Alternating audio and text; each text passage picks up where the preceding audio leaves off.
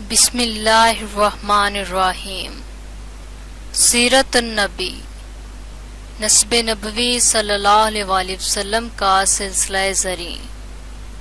نزار بن موت بن عدنان۔ نسب نبوی کی خیر و برکت سے بہرور خاص اشخاص کی طرح نزار بھی نادر خصائص کے مالک تھے۔ ابو الفرج الفہانی کہتے ہیں انہیں یہ لقب ہی اس لیے دیا گیا تھا کہ وہ یگانہ روز تھے۔ جناب نزار نور کا تراشا اور حسن و جمال کا پیکر تھے۔ گہرے بدن کے ساتھ تیکھے نقوش نے ان کی قامت و زیبا میں بے پناہ دلکشی پیدا کر دی تھی۔ لطافت و نزاہت کے اس مجسمے کو جو دیکھتا وہ بس دیکھتا ہی رہ جاتا۔ خاص بات یہ کہ ان کی مبارک پیشانی میں نور محمدی صلی اللہ علیہ وآلہ وسلم پوری آب و تاب کے ساتھ جلوہ گر تھا۔ باپ کو جب اس نور تباں کا پتہ چلا تو اس کی خوشی کی انتہا نہ رہی۔ ہزار جان سے اپنے بیٹے پر فریفتہ ہو گیا۔ اسی خوشی میں ایک بہت بڑی دعوت کی جس میں انواع اقسام کے کھانے پکوائے، لیکن عقیدت و محبت اور نور کی قدر شناسی کا یہ عالم تھا کہ اتنا زبردست اہتمام کرنے کے باوجود ذہن پر یہ احساس غالب رہا کہ یہ سب کچھ اس نور کی عظمت و رفعت کے پیش نظر بالکل معمولی ہے۔ اس نور کے حصول پر خوشی منانے کا حق اور تقاضا تو یہ ہے کہ آسمان کے برابر دسترخوان بچھایا جائے اور دنیا بھر کی نعمتیں اس پر سجائی جائیں اور کل زمانہ مہمان ہو۔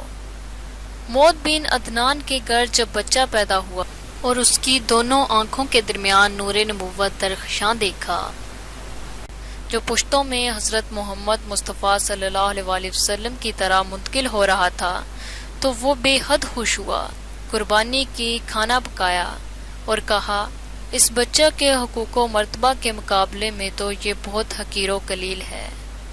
کہتے ہیں ان کو نزار کہنے کی ایک وجہ یہ بھی تھی کیونکہ نزار کا معنی قلیل بھی ہے۔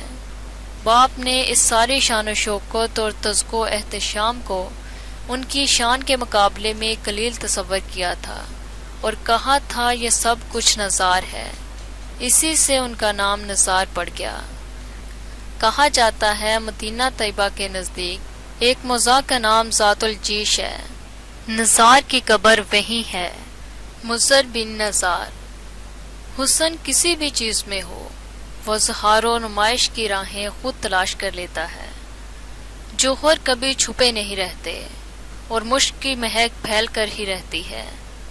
مضر حسن و جمال اور دولت کی فراوانی کے ساتھ خوش آواز بھی تھے۔ بولتے تو یوں محسوس ہوتا جیسے جل ترنگ بج رہے ہوں یا جھرنے مترنم لے میں گنگنا رہے ہوں۔ اس ذاتی خوبی نے تخلیق کی راہ از خود نکال لی، چنانچہ ان کی طبع موضوع نے حدی ایجاد کی۔ اونٹوں کو چلانے کے لیے جو گیت گائے جاتے ہیں انہیں حدی کہتے ہیں۔ عرب میں پہلے حدی خوانی کا رواج نہیں تھا، مگر جب مضر نے اس کی بنیاد رکھی، اہل عرب اور صحرائی ساربانوں نے اس کے مثبت فوائد و اثرات مشاہدہ کیے تو وہ دنگ رہ گئے۔